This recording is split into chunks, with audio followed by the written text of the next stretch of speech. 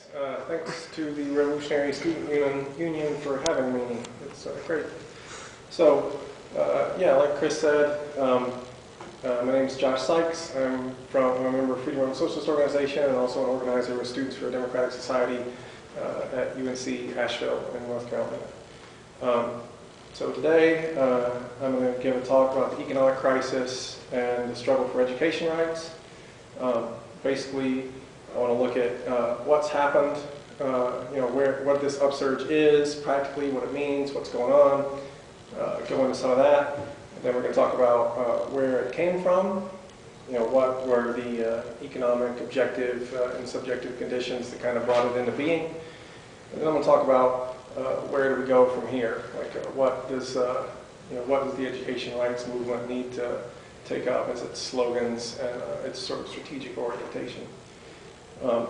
So the talk I'm going to give is based largely on articles from Fight Back newspaper, which covers these struggles in depth. Some of them, they're people who write this paper are doing student organizing and SDS chapters across the country, including in California, where the biggest battles have taken place. And so some of the articles are written by those people that I'm drawn from. And other articles, there's a professor of economics in San Bruno, California, that writes for Fight Back, and I'm going to reference some of his stuff. His name is Masao Suzuki.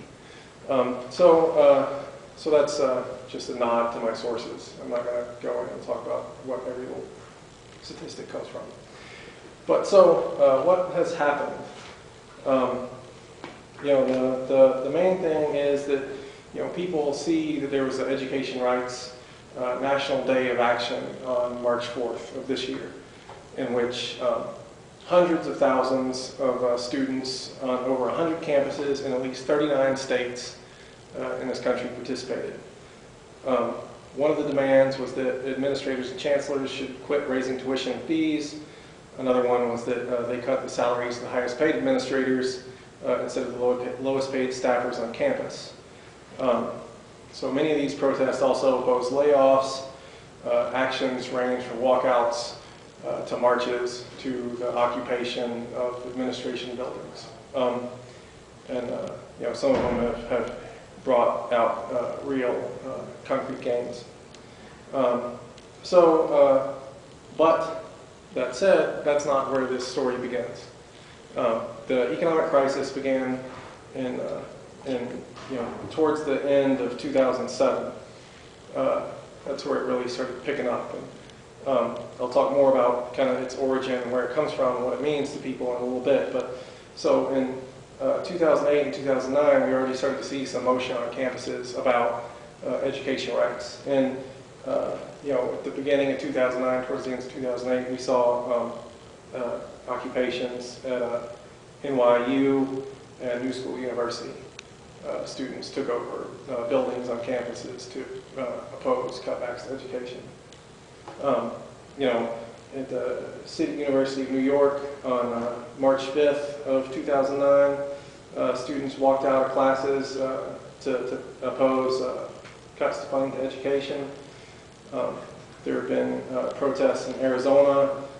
There were big demonstrations where hundreds of students protested at Middle Tennessee State University.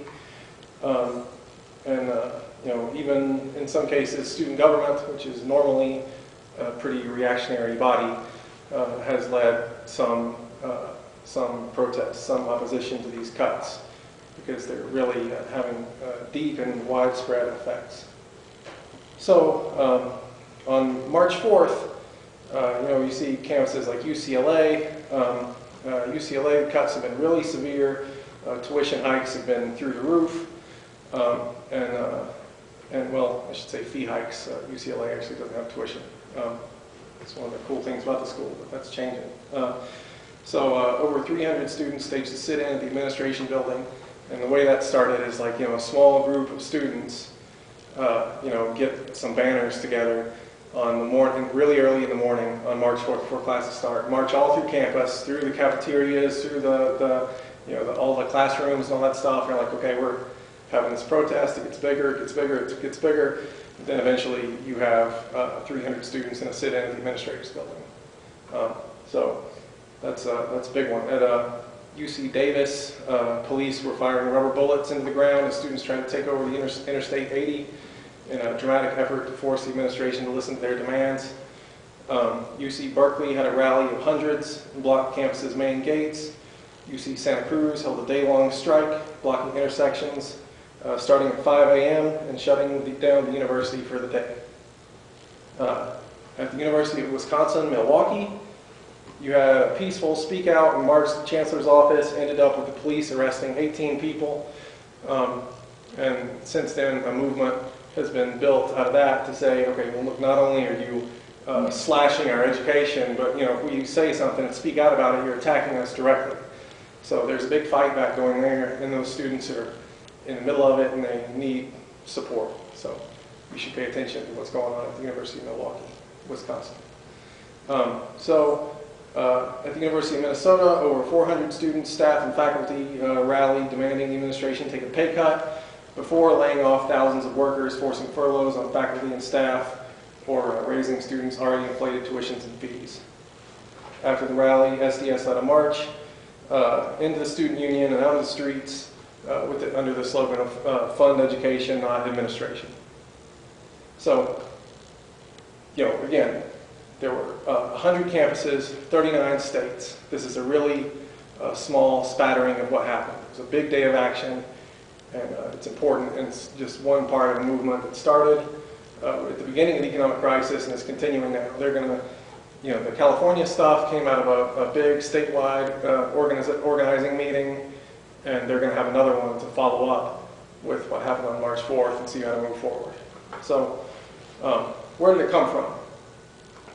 So we have to look at the economic crisis itself and its effects on education. And here, I'm mostly going to focus on California because it's sort of illustrative of the larger problems. So that's where the budget crisis is the most severe, and it kind of goes the deepest.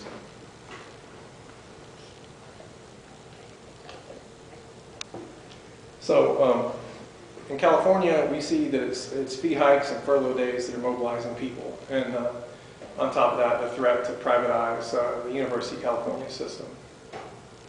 So California Legislative Analyst's Office announced that the state was facing budget deficits of $20 billion each year for 5 more years.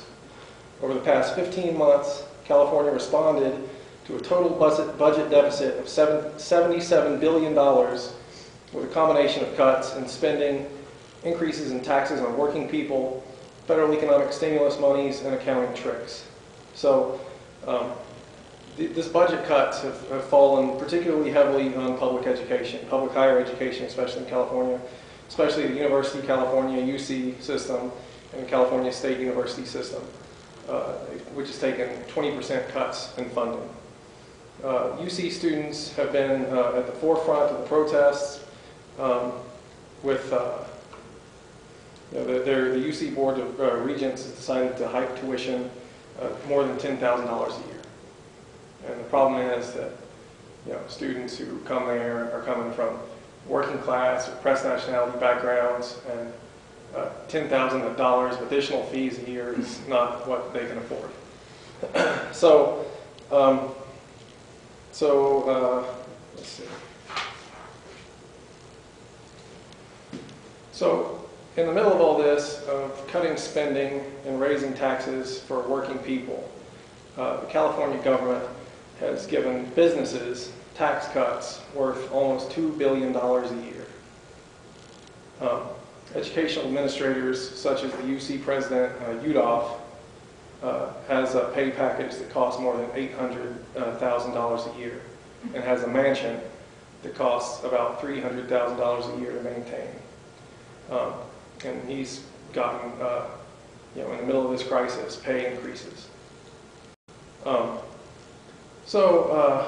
One thing to be noted here is that on the campuses that have had the most success in mobilizing people, there have been not only fighting student organizations, but also unions, teachers unions, graduate student unions, as well as faculty and staff who wanted to fight back, and they formed coalitions, you know, and that's where places like California and Milwaukee, they built coalitions with lots of student groups and working organizations, professors, everybody else to challenge this. And as a result, they've seen the most militant fightbacks. So that brings us to you know, where does this movement need to go? So the immediate demands that are the most pressing for the education rights movement, first is chop from the top. You know, students are seeing fewer and fewer classes. Top administrators are earning CEO salaries. You know, across the country, the number of administrators and their pay is growing. But at the same time, you know, there's a claim that there's no money to pay the teachers and the staff, right? So schools are laying off their workers and outsourcing jobs to lower paid non-union workers, to temps and stuff like that. And what this is, it's a corporate approach to education, run education like a business. You know, that's the idea, it's education for profit. And you know, this approach is just making this situation worse. So you know, the education rights movement has to demand that layoffs and outsourcing is not acceptable as a solution. It's not the solution. You're balancing the budget on the backs of working people. What you need to do is cut the pay of these highest paid administrators. So the next point is to tax the rich. You know, state government and local schools across the country have less tax revenues due to the recession. That's the way it is. Many governments are raising their sales taxes, which falls the hardest on low-income families. So both Republican and Democratic politicians say they can't raise taxes on the rich. Nonetheless, the people of Oregon recently showed them how by raising the taxes on corporations and high-income households, and that can happen. You know, tax the rich means you know, there's a small percentage of people in this country that own immense amounts of wealth, and you know they should pay more than their fair share. You know, so then the last point on the sort of immediate demands is we need money for education, not for occupation. You know, if we look at this war in Afghanistan alone, you know, the government sending, is talking about sending 30,000 more troops. It's always escalating this war. And does anybody know how much one soldier costs the government per year?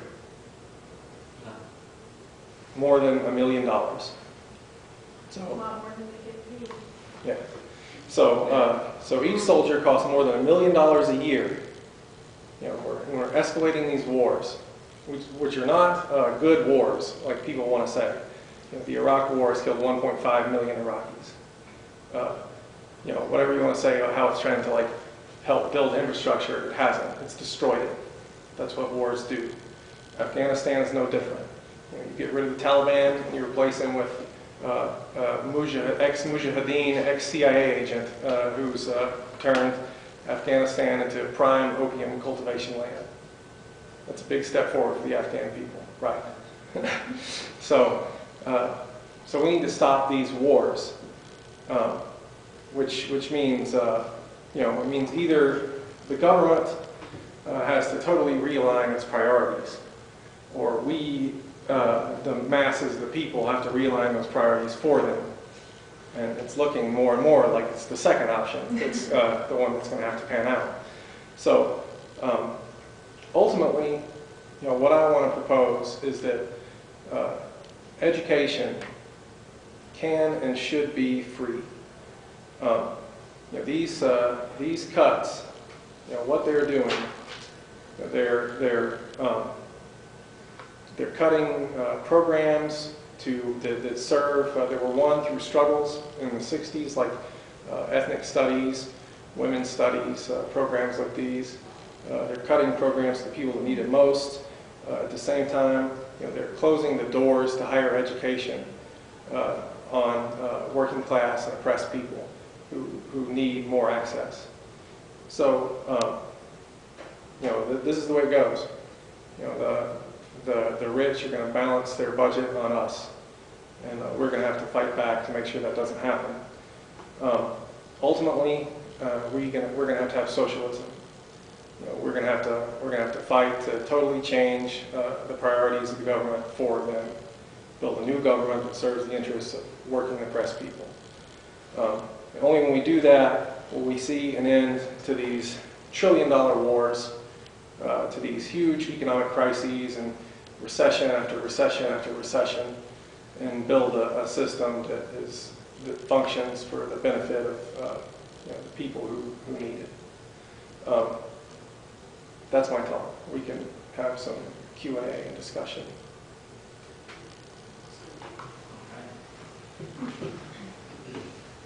So with the Regent Heights, what I understood was that they were increasing fees for all public schools by 33%.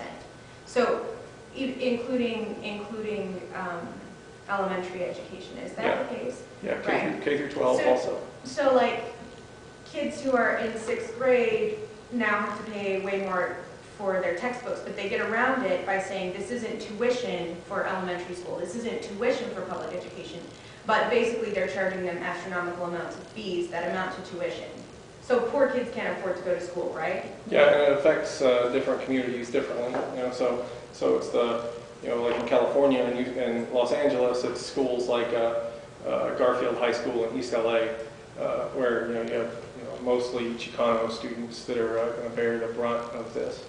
Whereas well, and what's happening with the community colleges? Because I know Santa Monica Community College, it was something so low, like maybe $50 a credit, or even maybe $25 a credit or something like that if you were a resident. But now you're saying that that is going to increase for those students, for the community colleges? I'm not quite sure. I'm not an expert on what's going on with community colleges. My thinking is that Schwarzenegger's plan, the governor, wants to, basically, it's going to be an across-the-board K-12 community colleges and higher education. He's looking to make inroads towards privatization, right? As well as so that only the rich kids can go to school, any school. Fundamentally. I mean, even on the elementary school level. Or even if they're going to elementary school, they're going to have substandard education. Right. Well, that's a given. But more substandard education than before. But then there's a chance, though, that it will just be the voucher system that they've been fighting for, and like you can, if you're poor, you get this voucher, and then everybody else sends their kids to the school that they can afford, right? Right.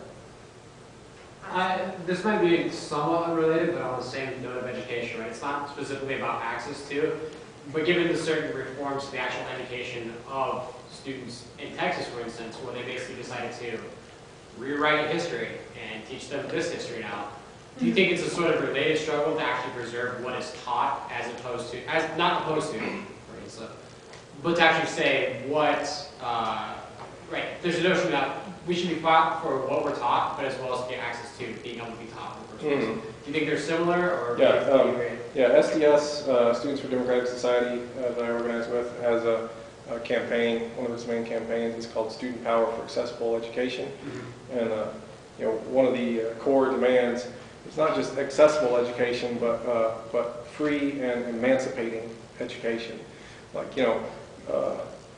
there's this thing to take. There was an idea of taking the all of U.S. history prior to 1877 and not teaching it anymore.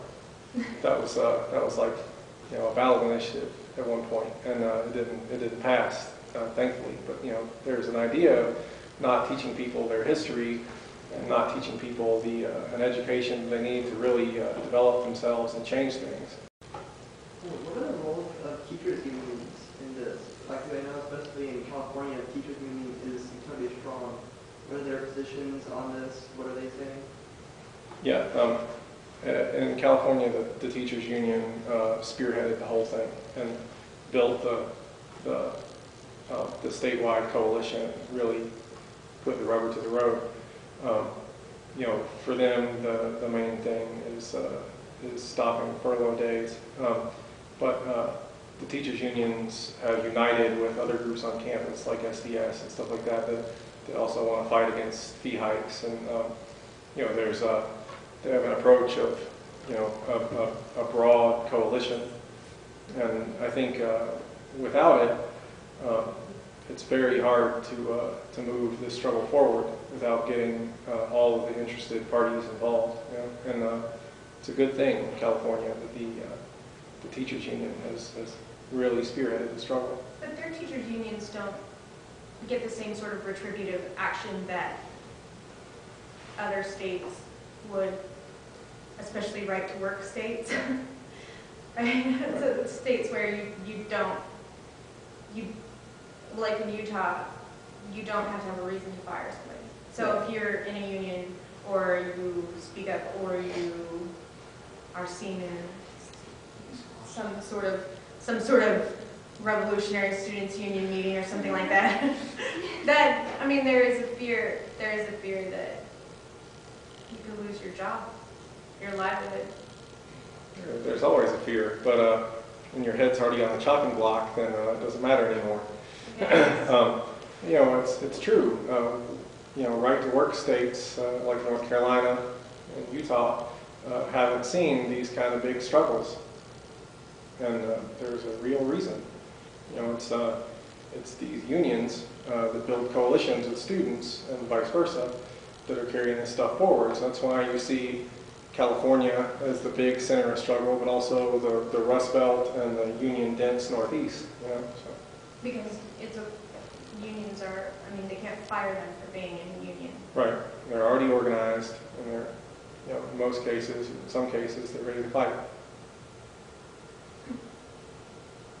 So what are the most effective strategies that have been most successful at getting the demands met of both the students and the teachers? Well, you know, all these are ongoing campaigns, and none of them have won all their demands. But you know, that's the thing: steadily building ongoing campaigns based on, you know, mobilizing you know, as many people as you can unite as possible, advancing tactics as necessary. You know, so where we've seen the most successes, there have been. Started off with organizing meetings to get people together, to have teach-ins, to educate each other on the crisis, how it affects everyone, speak-outs and rallies. Then they'll have marches, and then from the marches, sometimes it advances to occupation of buildings. And while the occupation of buildings doesn't always win the demands that they're going for, what it does is it kind of galvanizes people. And it gets into the media, it gets into people's consciousness in a way that it doesn't otherwise. So all those things are important. I know one student group that was talking about their chancellor. She has a you know, huge multi-million-dollar mansion, and they were talking about going and sticking foreclosure signs in the yard and having a big rally there. I think that's a good idea to get people's attention and get people focused on it. I have a ton more questions. That's So, all right. Okay. What's happening to all the marijuana revenue that they're getting in California? Because medicinal marijuana is taking off like a weed, right? So they're making a ton of money. They're making a ton of money. Where is all of that going? Is it hidden because we don't want to say it could actually pull us out of this economic crisis, or? Well, I want to know where that money is going. I don't know the answer. There's another initiative in California to like fully legalize marijuana. Yeah, and completely decriminalize it. yeah, and that money could very well, some of it be earmarked for education, but I think it would be going through sort of privatized channels. I'm not sure of that. I just get, because they say that they're in a budget crisis, and Utah, I mean, they're increasing our tuition as well. The only tax increase that they did this year was on cigarette smokers, raising our tax on cigarettes $1 a pack. But they're still increasing our fees even though we have a rainy day fund. Mhm. So we have the money. Our state has the money to fund education. So if you look at the University of California system, you know, and you look at where the fee hikes, where it's going, you know, where would you think it would go? You know, there's all this extra money for student fees going into the UC system as they raise the fees. Where would you think that would go? Vacations, apparently. No, it goes into, the vast majority of it goes into new construction. Buildings? Yep. And the reason is, in these moves to privatize the University of California system, you know, what they need are donors. And the way you get these donors is you build a new building that nobody needs, and then the donor gives so much money to the school that goes for who knows what, and then Put their name on the outside. yeah, then their name goes on the outside. So these, you know, rich assholes are building a legacy for themselves. You know, in the meanwhile, they get some say, you know, in what's going on. You know, the Board of Regents in California is not elected. They're not educators. They're corporate leaders who are appointed by the governor. You know. And do they decide what goes into the textbooks? I don't know, but they certainly do decide how those textbooks and stuff get allocated into the system, into the school system. Is there going to be like an aimed more corporate involvement? For instance, like in the past, we've had companies like Coca-Cola or Hershey's donating to schools in order to get their vending machines put into school. Are we going to see like an increase of this, or even branching out to other forms, like, you know, your school sponsored by Sony? Absolutely. Or by like having a hoagie yogi in your school because they donate money. Or what are these, Sparrows pizza? I don't know. Or they'll buy a spot on the Board of Regents Or a job. and get to decide everything. Do you see this crisis as,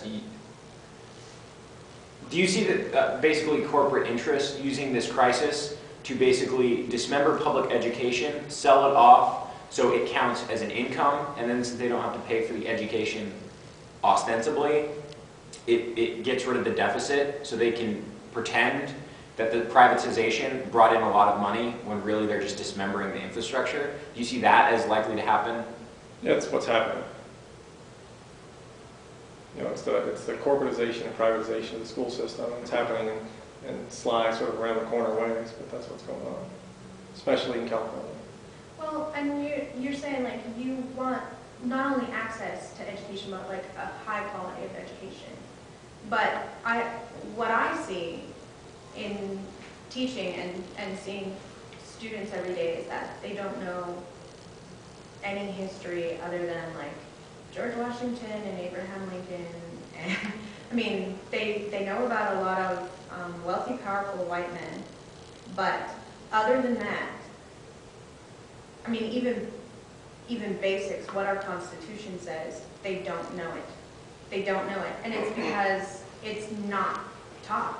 Yeah. History after like 1945, history after the Second World War is pretty much non-existent Right. for a lot of students. Right. They're going to college and they're just for the first time hearing about what happened 20 years ago. Yeah. So I mean, how do we get better information? How do we get better history classes? How do we get more diversity into education? More socialism. That would be a big step in the right direction. But in the meanwhile, you know, the more the schools are privatized, the more private interests control what goes on in higher education and what's supposed to be public education, especially. You know, that's just going to get worse and worse. The first step is to fight back against the further privatization and corporatization of the school But system. aren't all of our textbooks really coming from the same place? Yeah. I mean, McGraw-Hill makes everything. You buy them from the bookstore at incredibly inflated prices and then try and return them for not very much money, so you get ripped off that way too. Plus, the information in them is all the same information. It's all the same stuff, and it's not I mean, that part already is, so what can we do about it now? Yeah, I mean, our university system is set up to uphold and enforce the dominant ideology that's at the root of U.S. imperialism and capitalism. You know, that's fundamentally going to change when we fundamentally change the basic economic infrastructure that relies on that. In the meanwhile, we can do things like this and have teach-ins and study groups and stuff like that. And it's very important and valuable. And we can build campaigns to fight for these things. And in doing so, we're going to like raise people's consciousness and raise the level of struggle. And we have to have a long-term view of this fight. It's not one that we're going to win right away. Yeah, and one of the things when I first got into college, I literally, the bookstore, the whole thing bogged my mind. So the people that go and spend $150 on a book, use it for a semester, sell it back for $80. Maybe 80. But also, I mean, this is the thing, it seems to me, and one of the things I actually had was like, yeah, there needs to be more of a student co-op in the bookstore. So, for one, like, what would it take to actually, for all students, just to not sell their books back? And say, hey, oh, you're taking the science class? Oh, here's this book. Oh, but you need the math class? Here's this book. Right, so there's more of an actual fundamental trade exchange going on between students. And I mean, there are places that you can trade books, but right. the But problem is, the problem that I have is this. Any history class, any math class, any science class, you're learning the same history, same math, same science that has been taught since all the way through elementary school. I took Dave Wilson's history 1700 class. We did Malcolm X autobiography. Right. Well, and he does like race and minority relations. I know that he does some different things, and he doesn't use like the textbooks that they have. Yeah. Right. But so there are a few teachers doing different things, but how can we make social change? How can we get enough people to change their minds if they're all taught the same thing over and over again? Yes, there will be a few people who take a class here or there that will be eye-opening, but the majority of people are completely asleep about their own history. They're. I think the proper term is brainwashing. But I'll let someone Right. I think that and how can we unbrainwash them without proper books? I might comment on that, and I'll let you speak. When we put forward the education and rights struggle as a important strategic thing that is valuable to people, and we need to push the struggle forward and win real gains, not with the view that this struggle is going to fundamentally change the system, or that even education alone can fundamentally change the system. In my view, there's no school like the class struggle. If people really want to learn the way the world works, they need to get involved in production and class struggle and scientific experiment and all that stuff. And you can learn some of that at school, but most of it not so much. And that's under capitalism, that's the way it is. And that's the way it's going to be. We can fight for gains and small changes, and we can do that, but ultimately we have to change the social system. The point is, the education rights struggle is very important, and it's really mobilizing hundreds of thousands of people who are taking an interest in these questions that you're raising. And if we can engage it and sum up, what it can win and what it can't win, and really build a movement, then these are experiences that people are gaining that are more valuable. We'll teach them more about their history and about the way the system works than what they're going to learn in class. Really. I think that we do need to change all those things, but there's not an easy answer to how we're going to do it, and it's not going to happen overnight. Gregory? Do you have any knowledge or histories of effective education rights struggles against, for example, school bookstores?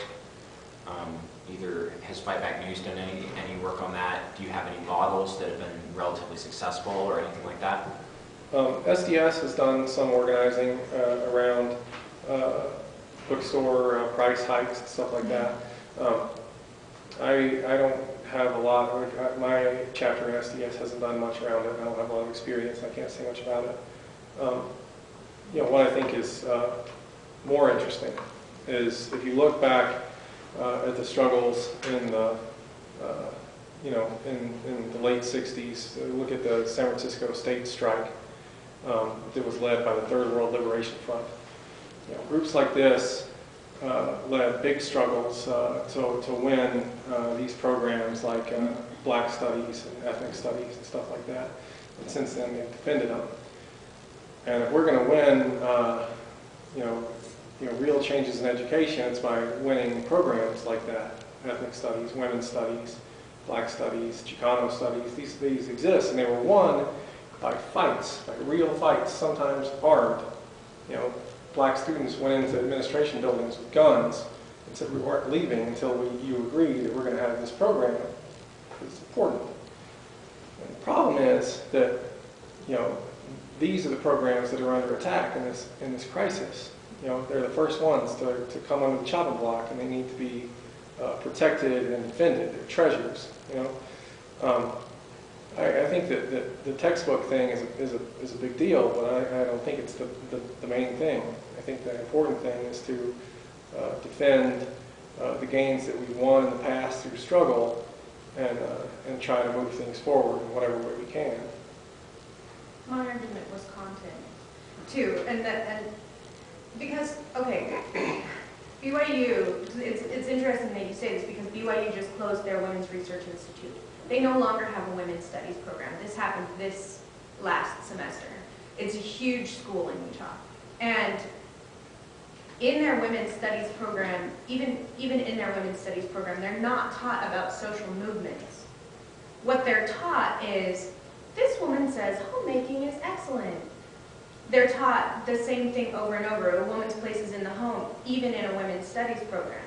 It was one of the first to be gone because they're a patriarchal institution. Mm-hmm. But still the same content was still the same thing is being parroted at them. And when you're dealing with, because it's not just California that's in this struggle, mm-hmm. and it's not just New York that's in this struggle, but when you're dealing with people who valorize obedience at any cost, and then you feed them things like you feed them the same ideologies over and over again, they start to believe it. They believe that this is the way that the world is, and they act that way. But even if they just see something different, a little bit of something different, then they start to look outside of that. Right. But they don't. They don't here. I mean, there's a handful of us who go and seek it out ourselves. But, I mean, how many of you saw women in your history books? Black women in your history books? I didn't. I learned about Harriet Tubman in elementary school, but I was home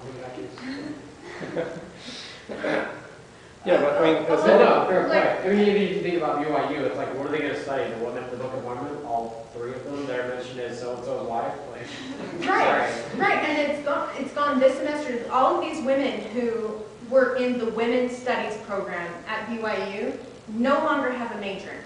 They can go into family studies, or they can lose all of their credits, all of their years of work, because it's gone now.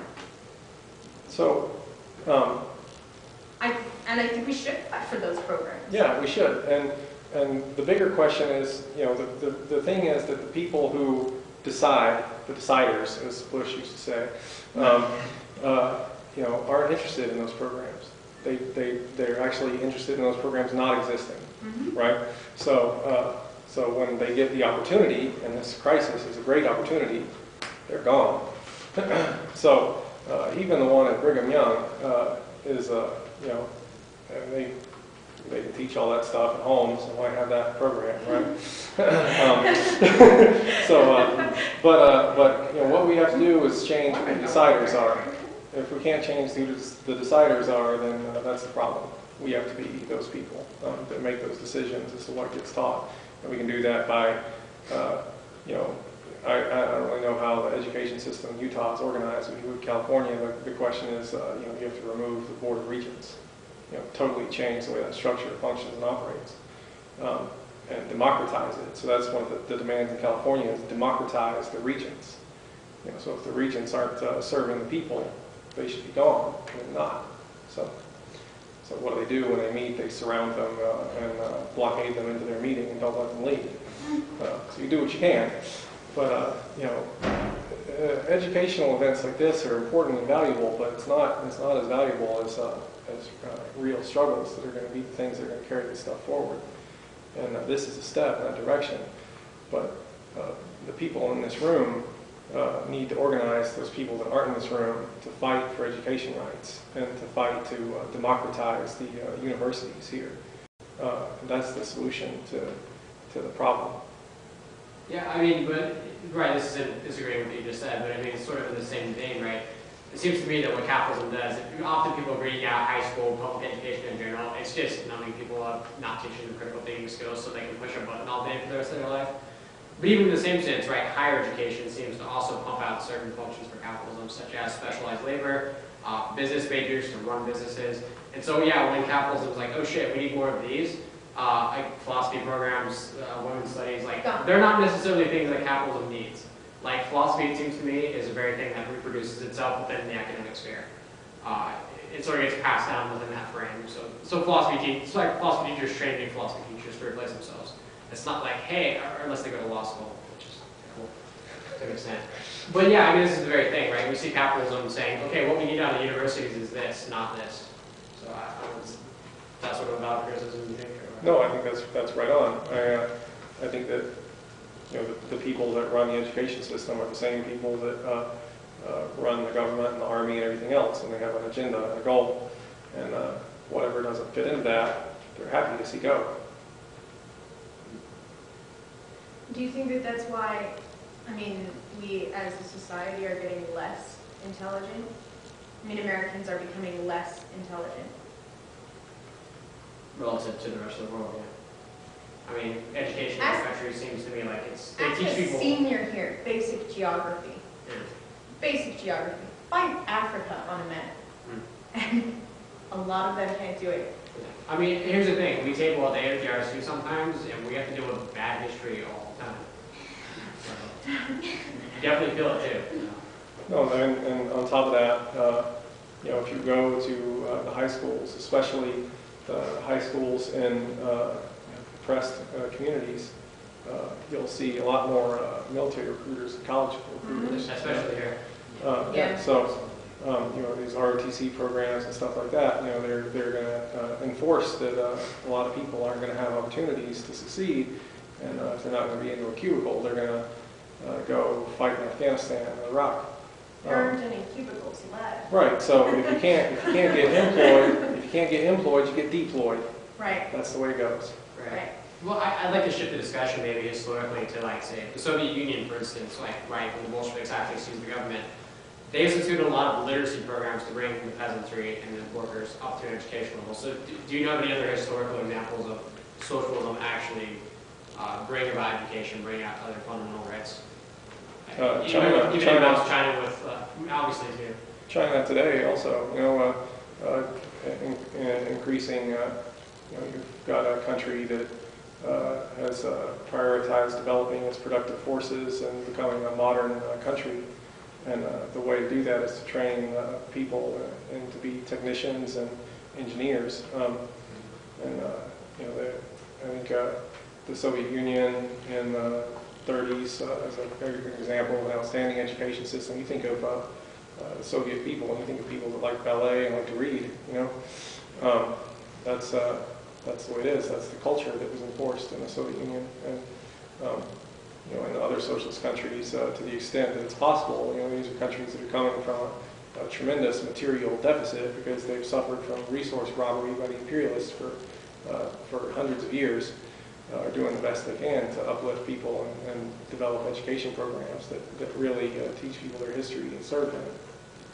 Doesn't that, cut out, there are several, if you look at Sweden, and if you look at some of the other countries that are socialist,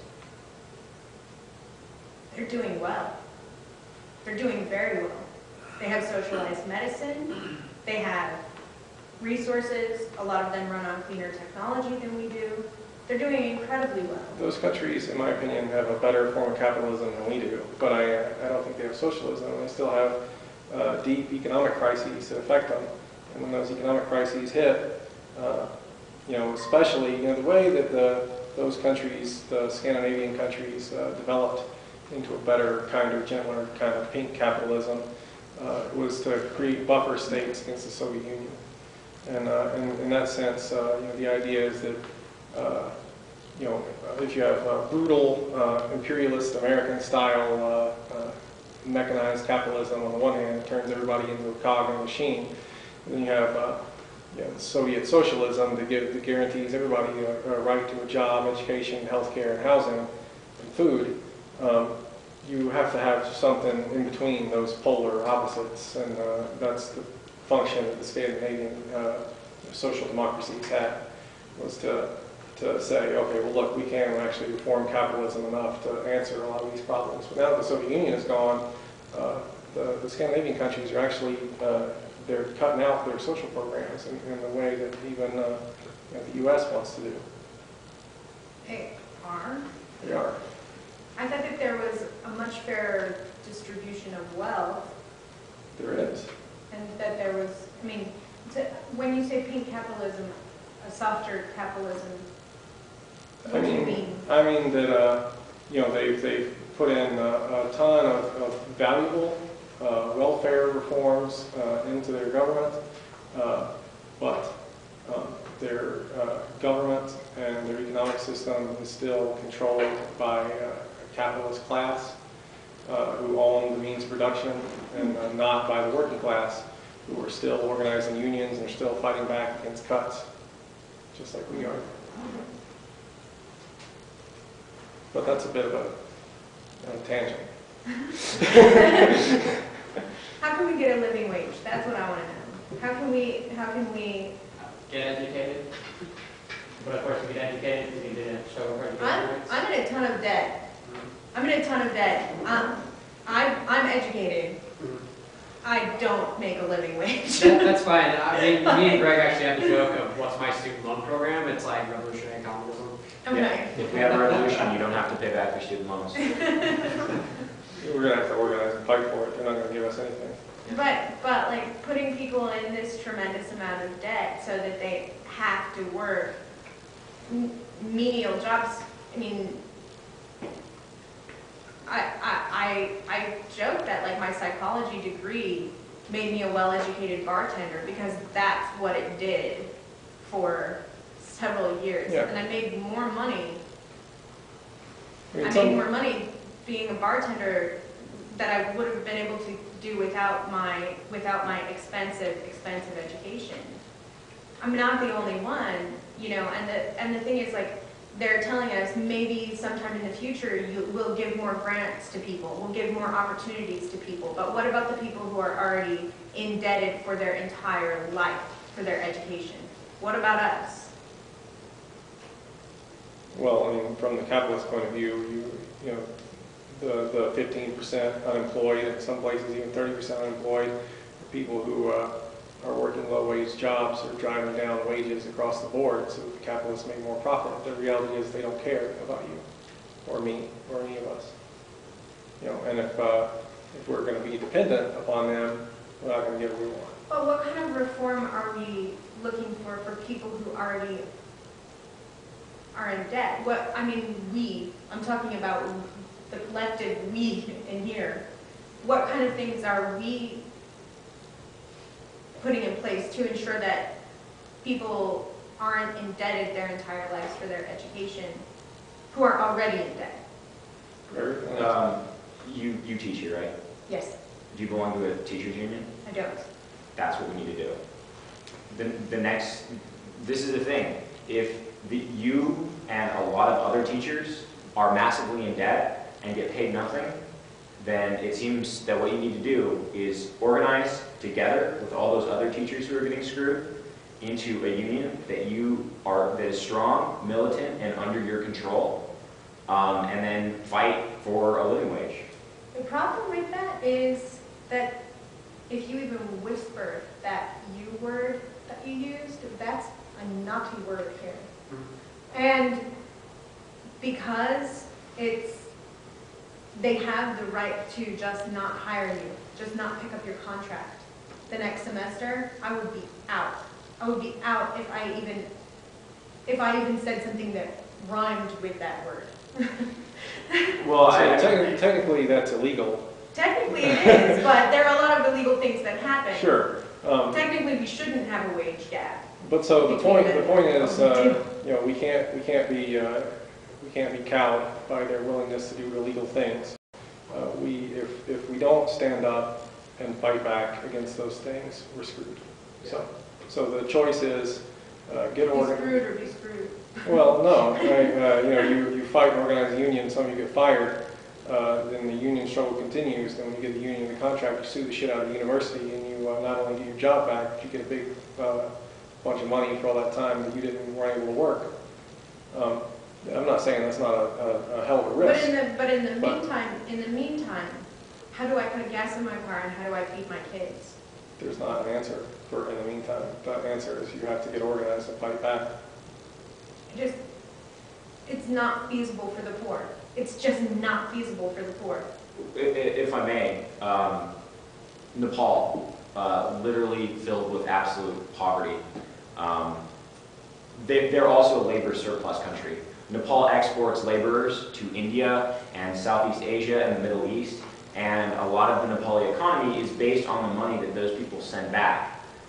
But even though they are incredibly poor, they have organized unions, and their unions are strong enough to sometimes, riot, sometimes get the contracts, and sometimes to actually take over factories or schools or other workplaces. It seems to me that if people who will literally starve to death, I mean, here we have food stamps, and that's not a lot of money on food stamps. And here we have shelters, and they're poorly funded, and it's terrible to live there. There they have nothing. You will literally starve to death in the streets of Kathmandu, and no one will feed you or help you except for your comrades in the other union. If they can do that and risk literally their lives. For single men without children, I would agree with you. I think that's just fine. But when you are a mother, as many Utah women are, because we're taught from the time we're teeny tiny that our entire goal in our lives is to become grown-ups and get married and have babies, it doesn't work for Utah women. It doesn't work for us. Because we would not see our children starve to death or live in, what shelter? There's not one in Utah County.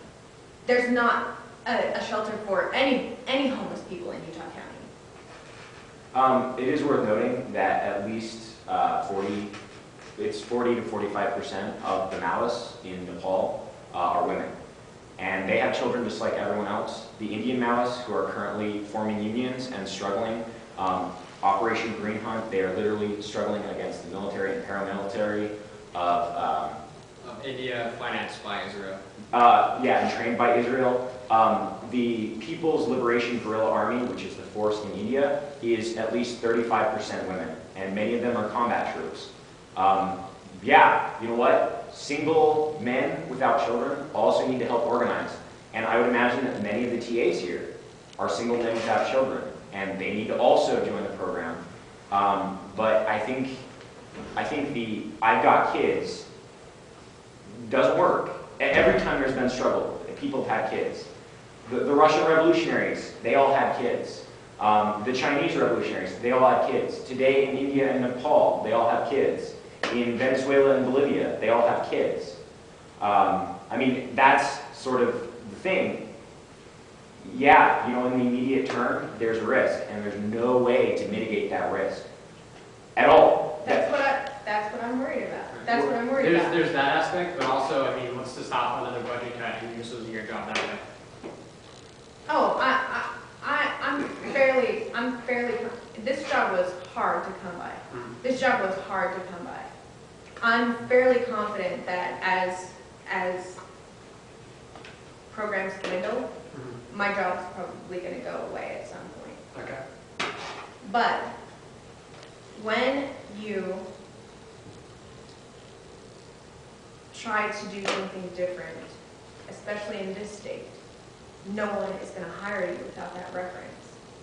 And I have to, I and a lot of people are stuck in this situation. I have to take care of other human beings. So for me, for someone waiting on me to do something different, for someone waiting on me to do anything other than educate, for someone waiting on me to organize, I'm saying there are people in better positions to do so. Like some tenured professors here, but. Right, right. There are a lot of people in better That's- positions to I mean, do so, that's- but they're comfortable. That's obviously one of They're the. comfortable. That's one of the contradictions though, right? You have all these tenured professors who are essentially sort of leftist liberal leanings, but they don't care about the academics. It's like they're here and they're gone in a semester, or there's sort of revolving door academics, and they're paid pretty poor the minimum wage in most instances. So again, you need to actually branch out to those teachers as well in other departments. I mean, again, that's essentially what we have with the tenured laborers. Yeah. I mean, as long as the bosses succeed in keeping us divided amongst ourselves, you know, I'm just me. If I can't keep this job, I'm screwed, which is true and valid. I'm not trying to invalidate that. But as long as that remains the focus of people, yeah, you're right, we're screwed. You know, we have to show, we have to organize ourselves as a group, you know, and have to think beyond ourselves and have to show solidarity with each other. And the reality is, if all the TAs organize together in a union, there's just not a lot that the administration could do to stop it if they wanted to fight. If they could hold their ranks and stay together. That's not easy. Nobody's saying it's easy. But, you know, if you don't want to lose your job in a couple of years as the economic crisis deepens, may very well be the only choice. I mean, this is pretty cliche, right? But this is something we need to take to heart. As Mao said, dare to fight, dare to win. If you don't dare to fight, there's not even the possibility that you'll ever win. I'm willing to get arrested. I've been harassed. I've been thrown on the ground. I'm willing to do a lot of things, but with good reason, there are a lot of people who are really scared to fight. Yeah. No, it's intentional. You know, everybody's the bosses have tried to make everybody too scared to fight, but there are countless examples around the country. You know, even in right-to-work states. Here's an example: SDS in the University of Alabama, Tuscaloosa. There's a union there called the Amalgamated Transit Workers Union, ATU. That is organized bus drivers, you know, like a dozen of them. You know, almost all black, almost all women, and you know, they joined this union about a year ago, and they tried to negotiate with the university and had a hard time getting a contract. So finally, you know, they connected up with Students for Democratic Society there. And a national organization, Networks Fight for Economic Justice, that was founded very recently, organized national call-in days to call the chancellor of the university and said, you've got to recognize this workers' union. The SDS students got on the buses every day and made speeches to people riding the buses and saying, look, you depend on these people to get to class. They deserve to be treated fairly. They're making $9.50 an hour, whereas they're contracted out to a group called First Transit. And First Transit was getting paid per bus driver $50 an hour.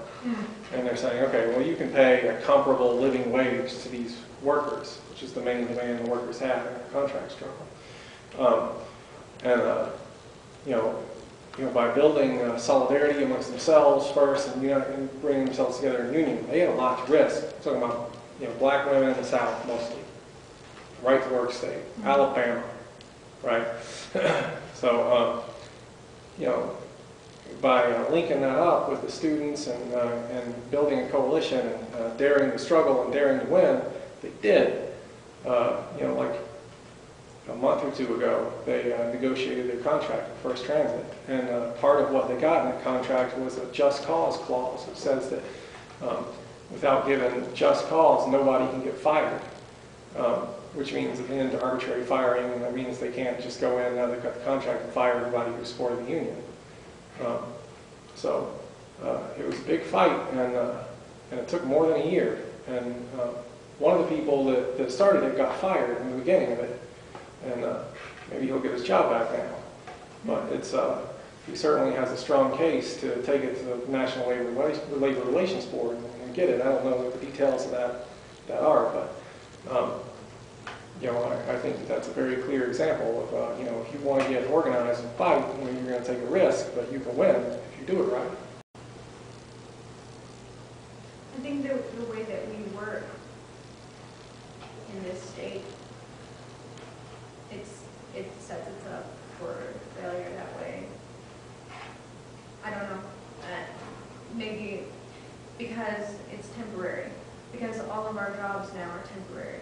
If you work for the government, it's a temp job.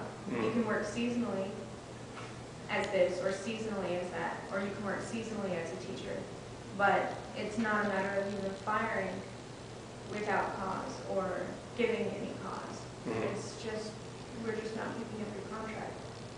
So it's an issue of workers have been attacked and attacked and attacked, and they're getting driven further and further back, and now they're in a really tough spot. Yeah, I think that most people who have a job in HR are in a really tough spot. Well, if I may, it's worth noting the greatest increase in union organization in the history of the United States occurred during the Great Depression. Yeah, in a certain sense, right, economic downturn does push us away in the sense that if you just focus on your own interests, yeah, you know what, it's very easy to do to focus on your own interests when you're living, hand to mouth. But here's the thing, is also one, I hesitate to say good thing about it, but one sort of good thing about an economic downturn is it helps workers realize that alone, there's absolutely no way that they're going to make it. And actually, I mean, if you're interested, the RSU has an EFCA committee, the Employee Free Choice Act committee. It was made to publicize the Employee Free Choice Act. Unfortunately, Barack Obama won and is a liar and didn't push through the Employee Free Choice Act. But we also coordinate with other union stuff. And so, How many unions do you know of that are successful in Utah? This has been a hot button issue for me because they fail here. Where they succeed in other places, they fail here. At least for me, the reason why unions fail is there's varied and they're contingent. The teachers union, the general teachers union that does education, has a relatively strong position here, the NEA. They have an NEA day, right? The kids love it, but every single elementary school student, right? Everyone here knows about NEA day. You got it off. There's UEA. Oh, UEA, sorry. The NEA is the national league of it. And they have a lot of power, relatively speaking, in the union. But they're not the Utah Educators Association. They're not a union. They're not a union. They're still part of like the public educational system. That's. Yeah. Here's the thing. My mother is an educator. Every teacher at her school belonged to the union. Every teacher at her school paid union dues. My father works as a refinery worker. He's part of the United Steelworkers of America. Their union works really good. He has a hard job at a refinery. It's 12-hour shifts and it's swing. I've asked people at Geneva Steel how well their unions worked. I'm sorry, when Bush lifted the steel tariffs on China, we Packed and lost sold to them. everything. Yeah, we lost everything. Yeah. And all of our unions that were strong steelworker unions crumbled in the face of Yeah, economic absolutely. downturn. But also, which of those unions ever fought for any workers besides the ones that were in theirs? None. I mean, this is the thing. If you have a union that fights for a union program cannot be I've got mine jack. And that's what, I mean, and I'm sorry, I'm kind of jumping in here, correct me at any time, but at least since the 50s, unions have taken more and more a stronger position, which is I've got mine jack, and I don't care. When was the last time that you saw a union rep out-organizing a workplace? Now, this is not to say that unions are bad as such, but what we need is we need new unions that are strong, militant, and willing to organize. I mean, this I think was his entire point. Look at what happened right across the street at Walmart, though. Look at what happened right across the street at Walmart. They whispered the word union, and employees were fired overnight. I mean, hundreds of employees were fired overnight, and guess what? They had those spots filled the next day. Here's the thing, then every single one of those employees should have taken it to the National Labor Relations Board, and they should have taken it to the Department of Workforce Services. That's not why they told them they were fired, though. They were like, It you doesn't- had this many tardies, and your hair color doesn't fit with our dress code policy, and Yeah, here's the If thing. you have a sweeping purge of Walmart employees like that, it seems pretty evident that something happened Yeah, pretty drastic. I was fired from a gas station for not loving my job anymore. This is why they fired me. Yeah, they said, I'm not in it, and I'm just phoning it in. I was just at the gas station for the money, you know, my passion was gone. Here's the thing.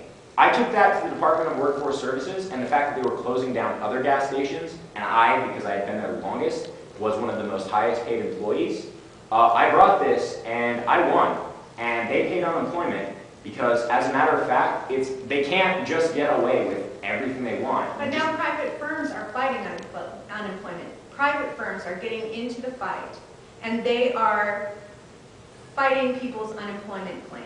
Yeah, they do fight it, which is why you need to fight back. All the places that I filed for unemployment, yeah, they fought it. They said they terminated me with just cause. You know who didn't think so? The adjudicator. And that's the thing, is you need to fight. You need to not just sigh and go, oh, well, there's no way I can win. I mean, this is a huge, Petroleum Wholesalers is a huge corporation. I know you're looking at me and thinking that this is something that I would do, just roll over, because I am hesitant to say that unions work in Utah, but I actually have fought more than one unemployment claim and lost. Yeah, you don't win every fight. This is the very essence of cost struggle, though. At least it seems to me, Right. at least here, and what we have right now, is, again, fights over jobs, better working conditions, and when that doesn't happen, again, Walmart purges a good portion of the employees. And the reality is, you're not going to win every struggle. You know, I think Rosa Luxemburg said the workers will lose almost every fight except for the last one. But the reality is that like a defeatist approach isn't going to win either. If you have a different proposal as to another way to change things immediately, I'd be happy to hear it. But the only answer I can think of I can't is think of anything that's non-violent. is that you have to take the risk and struggle to fight. And if you don't want to do that, it's fine. I mean, not everybody has to do that. But I don't like that, though. I don't like that. What happens is I become invalidated as you're not willing to fight hard enough. You're not willing to give up enough. And even though I am willing to do certain things, but it completely invalidates what I am willing to give. But there's other things you can do, and you can do support work for other people that are struggling to win these fights. But the people that are going to win these fights are the people that are going to organize unions and try to set those unions on a class struggle basis. One second. So, I'm not trying to like invalidate anything else that happens, but I'm saying that there's a dichotomy that exists here, and it's fight or starve. And and I didn't create it. It's not my dichotomy. I didn't invent it. The bosses did. The capitalist class created this dichotomy, and you know, there's a lot of different ways to fight. And we need to find the ones that are most effective. And I agree that it's probably, I don't know about the unions in Utah, but you know, most of the unions around the country are set on an agenda of class collaboration and not class struggle. And you know, I think that you know, there are short-term and immediate attacks that are happening to working people, and people are losing their jobs all over the place. And there's unfortunately not an immediate solution to all those problems. But what there is there's a bigger long-term solution to the bigger problem. And that begins with the fact that these organizations for working people do exist. And you know, we need to organize unorganized workers, but more importantly, we need to transform these class collaborationist unions into organizations of class struggle that can really win fights. If they don't want to fight, then the rank and file can fight. You know, there are clear examples of this happening. And you know, maybe in the immediate short-term sense, not maybe, definitely, people are going to lose their jobs and people's lives are going to get ruined, and that's awful. But it's you know, you can't blame anybody with the capitalists for that. And you know, we're going to have to do what we can to you know, we can't put Band-Aids on total organ failure. We're going to have to change the system. Right. And the big step to that is to you know, organizing working people for class struggle, and that means changing the unions too. You know. Yeah. Do you know any of the people, because you mentioned that you know them at the Walmart, do you know any of those people that got fired from Walmart? Is it sort of a passing story you've heard? No. I know a couple of people who actually got fired from who Walmart. actually These got are the people we need to fired. actually get into either way, regardless of their fired, because it's, to some point they realize that their working conditions aren't going to change until they start organizing. And these are the actual people we need to be talking to and reaching out directly to. Well, and the other problem, especially here, is our really our unjust immigration laws. I'll just put it out. There are a lot of them were illegal workers who have now been deported, and that's another tactic that's used to union bust in Utah a lot, is that if these people say, you know, we should get more than 4 cents an hour for picking apples, then they're deported. They're deported. Mm-hmm. And then they're gone. They're not there to struggle with anymore. And it makes it incredibly difficult to unionize here. So it's a related but separate struggle, and to support legalization for undocumented workers. You know, as long as you're dividing workers up into these categories of legal and illegal, and you've got some second class being shoved into these guest worker programs and stuff like that, right. Then it's just another way. Being shoved in guest worker programs, or as soon as they try and organize, gone. Just gone out of the country. Right. Just gone. Right. So you know, it's not like these problems aren't interconnected. You know, but you know, even then, people are fighting back. In 2006, 2 million people, immigrants, marched in LA. You know, since then, there's been a lot of repression, ICE raids, and deportations that have taken a toll on the immigrants' rights struggle. But I was in D.C. on the 21st, and there were 200,000 immigrants marching there. You know, and it was big. It's been the biggest immigrants' rights march in a long time, and you know, that's. And even with that many people, still the laws are the same. They still wake up today, and the laws are the same. Well, I mean, that struggle is in support of immigration reform bill that's being put forward. It came from a congressperson in Chicago, Luis Gutierrez, that isn't perfect.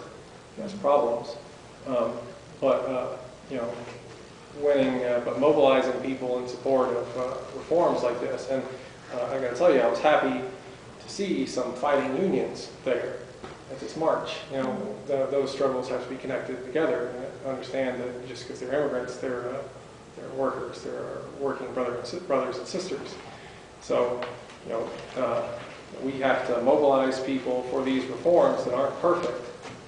And then when they're not perfect, we are going to have to sum things up and move forward and take it to another level. And again, yeah, it's not a short-term solution to this problem, but it's a dichotomy that's forced upon us, and we're going to have to deal with it. Our camera's probably about to die, but if you want to hear more about, I mean, this is obviously what Josh is doing as far as education, but he's also going to talk about the FRSO tonight at our meeting at 8 here in this room. You should come check that out too, because we can sort of pick up the discussion there and see what the FRSO is doing nationwide to help collaborate different struggles for education, for immigration, for jobs. But I want to give Josh a hand for coming out.